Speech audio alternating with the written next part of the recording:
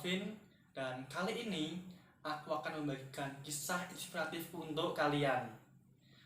Pertama-tama aku ingin memperkenalkan kalian nih kepada seorang tokoh yang sangat inspiratif sekali.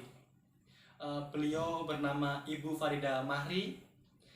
Beliau ini adalah founder dari Pangsekerta Foundation.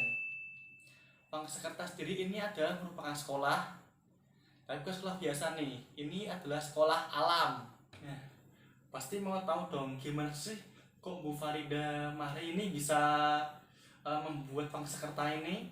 Nah, Pangsekerta sendiri teman-teman ini merupakan sekolah yang berada di pedesaan, sekolah alam yang berada di pedesaan. Nah, awal mula Bu Farida Mahri membuat ini adalah karena dalam semasa hidupnya, semasa kecil beliau itu sudah terbiasa dalam pendidikan orang tuanya untuk tidak hanya membandingkan dirinya sendiri teman-teman, tapi juga harus memikirkan orang lain. Hingga akhirnya saat beliau sudah kuliah, beliau bergabung dengan organisasi dan ikut menempa diri di sana. Hingga akhirnya beliau tergerak untuk melakukan sesuatu di desa dan bukan di kota. Kisah dari Bu Farida Mahri teman-teman itu sangat menginspirasi saya, terutama di bagian ini. Life is not only about yourself. Hidup itu tidak hanya tentang dirimu sendiri teman-teman. Terkadang kita juga harus memikirkan orang lain yang lebih membutuhkan dari kita. Nah, tapi dalam kita membantu orang lain teman-teman, kita tidak bisa sendirian. Kita tidak bisa datang saat tiba-tiba sebagai penyelamat. Nah, kalau begitu nantinya, mohon maaf, masyarakat akan kesannya jadi penodong, penadah. Nah, seperti itu. Nah, maka dari itu teman-teman, Bu Farida Mahri ini juga mengajarkan kalau kita menolong, kita bantu orang lain itu mengerti apa masalahnya.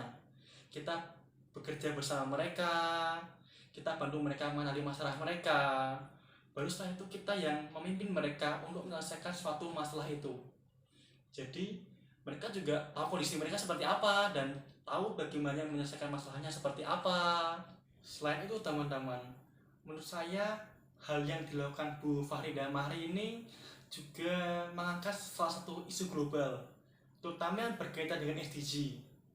SDG apa? Menurut saya Bu Farida Mahri ini mengangkat SDG nomor 4, yaitu tentang pendidikan yang berkualitas, dan juga nomor 8, yaitu tentang pekerjaan yang layak dan pertumbuhan ekonomi. Dan menurut saya pribadi nih, yang dilakukan Bu Farida Mahri ini ya hampir sama kayak apa yang aku ingin kedepannya kan aku lakukan lah. Sama banget itu sama aku.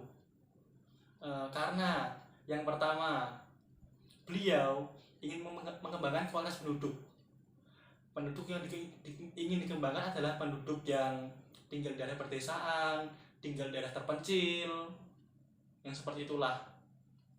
Terus yang kedua, cara yang digunakan beliau itu bisa dibilang sepemikiran sama saya, yaitu bagaimana dia tidak ingin tiba-tiba dia datang sebagai penyelamat lalu masalah selesai, tapi dia ingin agar masyarakat itu berkembang bisa mengenali masalahnya dan bisa mengatasi masalahnya itu sendiri. Kalau pribadi saya, kalau ditanya misalnya, Vin, kamu sudah berusaha menyelesaikan isu global belum? Atau sudah aktif berperan dalam mengatasi isu global belum? Aku sih jujur belum teman-teman.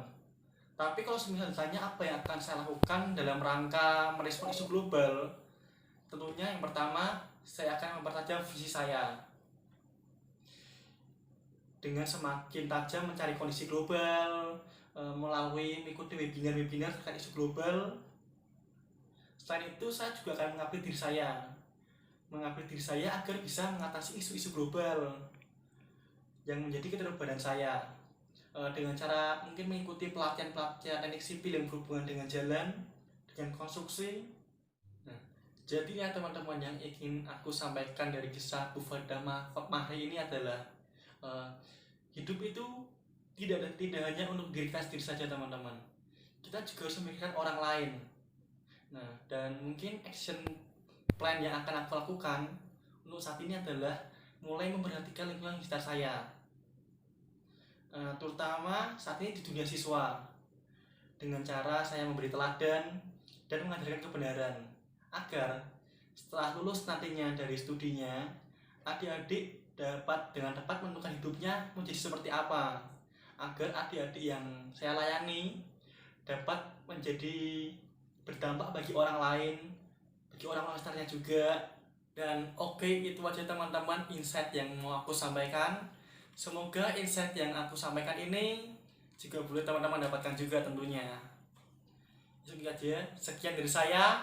Bye bye.